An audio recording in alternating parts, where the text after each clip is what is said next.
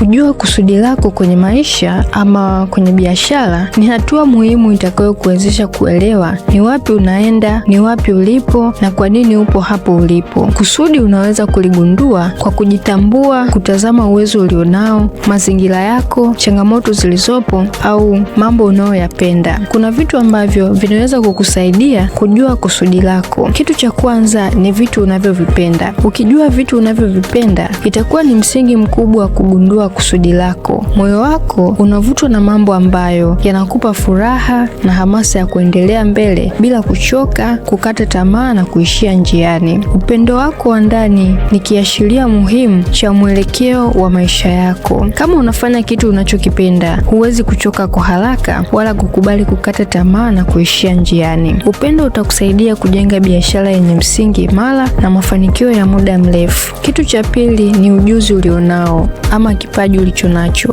Kipaji ni silaha kubwa ya mafanikio ambayo inapatikana kwa kujifunza au kuzaliwa nayo. Ujuzi wako ama kipaji chako kitakusaidia kukuonyesha ni wapi unaweza kutoa thamani kwa watu wengine na ikakusaidia kupata kipato. Ukijua ujuzi ulionao, ukijua kipaji ulichonacho, unaweza kutumia kuanzisha biashara au huduma itakayokupa kipato. Kitu cha tatu ni changamoto. Changamoto hizi ni fursa zilizojificha. Matatizo yanayowapata watu wengine yanaweza kuwa ni chanzo cha biashara, kwa sababu ili uanze biashara au kuuza bidhaa, lazima uuze bidhaa au huduma inayotoa suluhisho la changamoto ya wateja. Ukitumia changamoto zilizopo, unaweza kugundua mahitaji ya soko na tabia za wateja, na pia itakusaidia kuanzisha biashara inayotoa suluhisho. Kitu cha nne ni mtazamo wako. Mtazamo wako huamua jinsi unavyoiona dunia. Ukiwa na mtazamo chanya, utaona fursa zilipojificha na utaona pia fursa zilizopo kwenye matatizo yanayoikumba jamii.